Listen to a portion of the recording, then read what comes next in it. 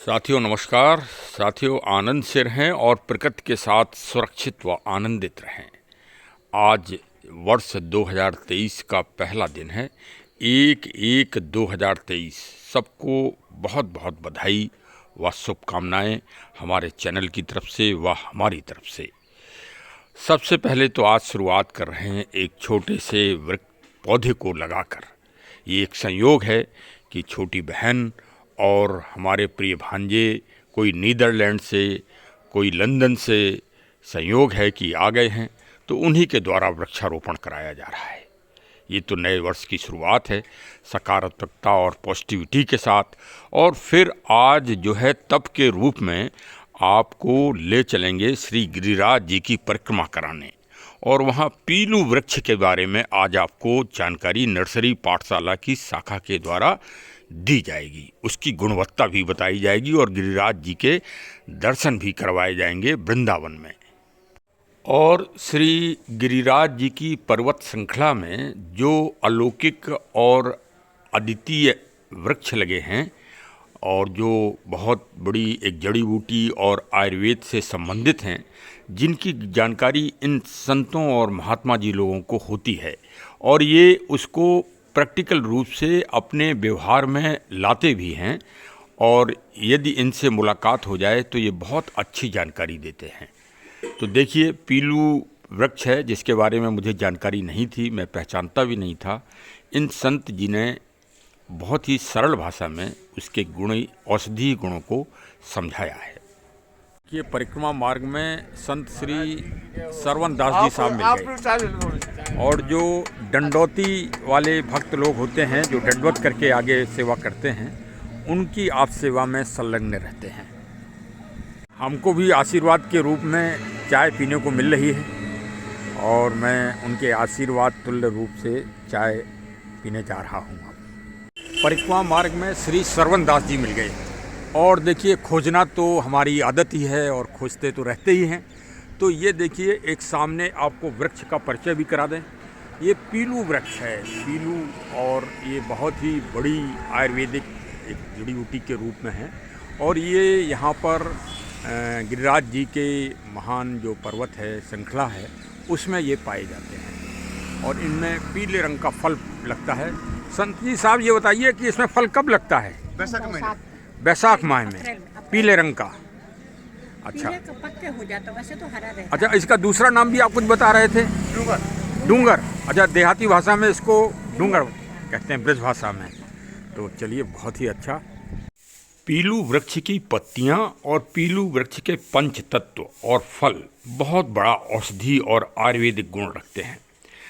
शरीर में पेट विकार हो, मूत्र विकार हो जाए आपको, और यदि आपकी आंतों में कोई परेशानी हो जाए, तो आप इसका काढ़ा बना के पीजिए। साधारण सी प्रक्रिया है, कोई टेक्निकल नहीं है। इनके पत्तों को तोड़िए, आपको जड़ मिल जाए तो बहुत अच्छी बात है। और फलों को, फल बैसाख माह में, मतलब मार्च अप्रैल में फल इनके मिलते हैं।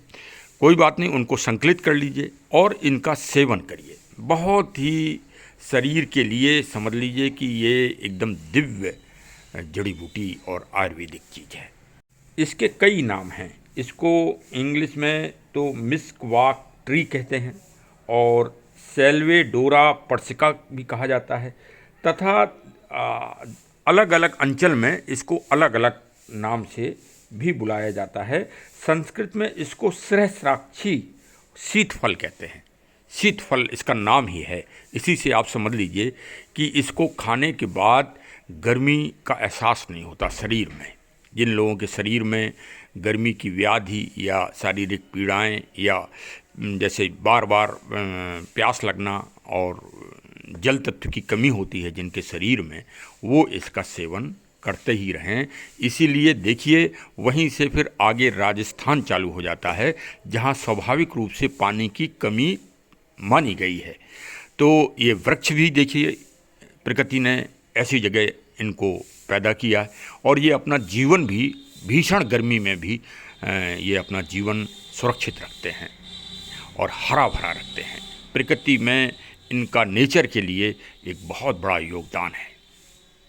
देखिए, संत जी बता रहे हैं कि पीलू अगर आप खा लेते हैं और बहुत टेस्टी होता है, तो इसके खाने के बाद फिर लू नहीं लगती और गर्मी नहीं लगती, चाहे जितनी गर्मी पड़े तो लू नहीं लगती। ये चलिए एक जानकारी देखिए प्राप्त हुई संत जी से, और संत का तो दिव्य कार्य ही यही है कि जो प्रकृति और पर्यावरण का अभेद ज्ञान दे, अखंड ज्ञान दे, वही संत है।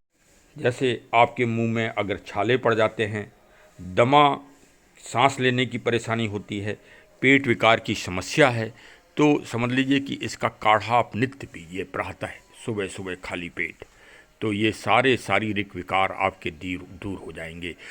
छाले होने का मतलब कि आपका लीवर सही रूप से वर्क नहीं कर रहा है, उसको लीवर को ये पौष्टिक और मजबूत बनाता है।